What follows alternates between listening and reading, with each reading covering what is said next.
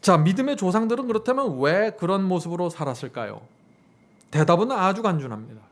그들은 이 지구에서 소수에 속했기 때문이죠.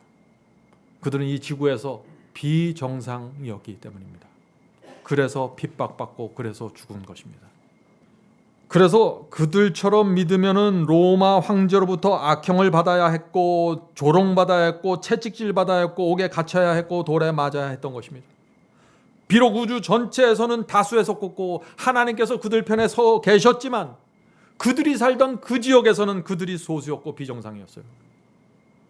그래서 온갖 악행을 당해야만 했던 것입니다. 성도 여러분, 여러분이 삶 속에 여러분이 진리를 갖고 있다는 이유 때문에 어려움이 찾아오시면은 우주를 바라보세요. 얼마나 많은 숫자가 나를 지지해주고 있는지 바라보셔야 되는 것입니다. 그것이 믿음이랍니다.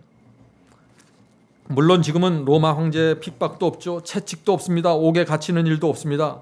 그러나 오늘날 기독교는 어떻습니까? 누구든지 진리를 정확하게 붙잡으려고 하면 눈치를 줍니다. 이상하게 바라보고 부당한 대우를 합니다.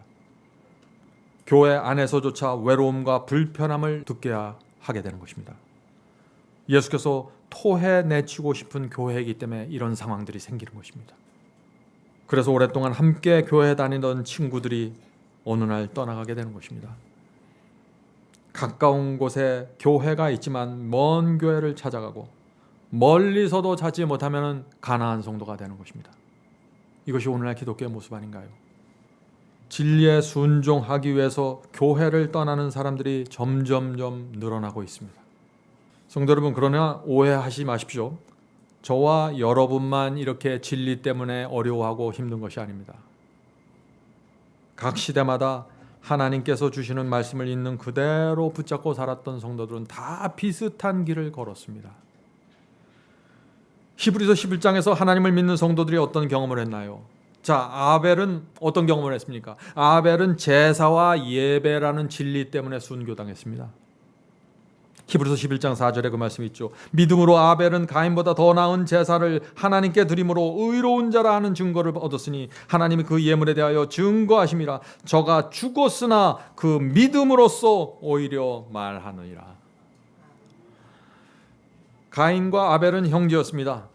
두 형제 사이에 논쟁이 생겼는데 그 논쟁의 이슈가 뭐예요? 제사와 예배에 대한 문제였습니다. 히브리서는 아벨이 더 나은 제사를 드렸고 의롭다는 증거를 받았다고 했죠. 다시 말해서 온 하늘과 우주의 천사들은 아벨을 의인으로 보았다는 것입니다. 그런데 가인의 눈에는 이 아벨이 완전히 비정상처럼 보인 것입니다. 어떤 결과가 생겼을까요? 아벨은 같은 교회에서 같은 하나님을 믿던 형에게 죽임을 당한 것입니다. 자, 히브리서는 그래서 뭐라고 해요? 아벨이 죽임을 당했으나 그 믿음으로써 오히려 말하였느니라. 이 말씀이 무슨 뜻인지 여러분들 아시겠죠? 믿음은 마음속에 감출 수 없다는 것입니다. 우리가 믿음이 있으면 아벨처럼 진리가 무엇인지 말하게 된다는 것입니다. 손해를 보더라도 말하게 된다는 것이죠. 가인에게 그렇게 예배드리면 안 된다고 경고해 주었던 것입니다. 그래서 맞아서 죽었던 것이죠. 이것이 하늘이 인정하는 믿음이었다고 지금 히브리서 11장은 말하고 있어요. 만일 아벨이 그 당시에 진리를 좀 타협하고 형 가인과 좋은 관계를 유지하기로 결정했다면 어떻게 되었을까요? 성경은 다시 써야겠죠. 아벨은 가인과 함께 악인의 반열에 이름을 올리게 되는 것입니다. 성도 여러분, 믿음이 뭔지 이제 이해하시겠습니까? 자, 노아의 믿음 보죠. 노아 보죠. 히브리서 11장 7절입니다. 믿음으로 노아는 아직 보지 못하는 일에 경고하심을 받아 경외함으로 방주를 예비하여 그 집을 구원하였으니 아무도 홍수가 온다는 노아의 설교를 믿지 않았죠. 노아는 그래서 세상에서 조롱거리가 되었습니다. 자, 이로 말미암아 세상을 정죄하고 믿음을 쫓는 의의 후사가 되었느니라. 많은 사람들이, 거의 대부분의 사람들이 노아의 설교를 들었을 것입니다. 그리고 성령께서 그 당시 각 사람들의 양심에 호소했습니다. 그런데 그 사람들이 노아가 방주 짓는 일에 참여하지를 않았습니다. 왜 그랬을까요? 그들 중 많은 사람들은 하나님을 믿는 사람들이었습니다. 그런데 노아의 설교를 듣질 않았어요. 왜 그랬을까요? 노아와 함께 하는 순간 즉시 무엇이 됩니까? 비정상이 됩니다. 절대 다수가 노아의 반대편에 서 있었기 때문에 그렇죠. 오늘날 이 문제가 그대로 반복되지 않습니까? 예수님의 말씀을 잊으시면 안 됩니다. 예수께서 오실 때는 어떻다고요? 인자의 때는 누구의 때와 노아의 때와 같다는 것입니다. 그 말은 뭐예요? 참된 신앙을 가진 사람들은 마지막 시대 절대 다수와 반대편에 설 수 있는 충성을 갖고 있어야 된다는 것입니다. 그것이 없으면 안 된다는 것이에요. 그것이 노아의 시대입니다. 노아 시대 두려움 때문에 멸망당한 것입니다. 두려움 때문에. 그래서 용기가 필요한 것입니다. 그런데 그 용기는 인간적인 육신에서 나오는 것이 아니에요. 이 성경이 말하는 용기는 이것이 진리구나 하는 것을 성경에서 확인했기 때문에 나오는 용기입니다. 그것은 내가 만들어내는 용기가 아니라 하나님께서 내게 주시는 용기입니다. 여러분의 천성이 어떻게 태어났든지 간에, 여러분의 선성이 얼마나 부드럽든지 간에 상관없습니다. 하나님의 말씀이 이것을 진리라고 나에게 확신해 주기만 한다면 누구나 용기를 갖고 설 수 있는 것입니다. 자, 아브라함의 믿음 보죠.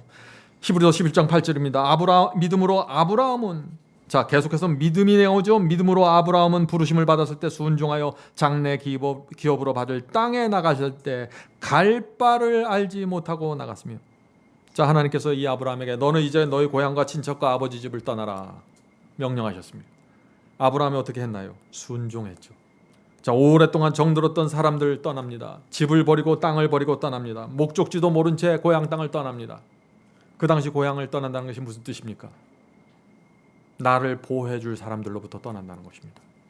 도적대를 만나고 강도를 만나도 아무도 내 편이 되어 줄 수 없습니다. 어떻게 아브라함이 그런 결정을 할 수 있었을까요? 하나님을 믿었기 때문이죠.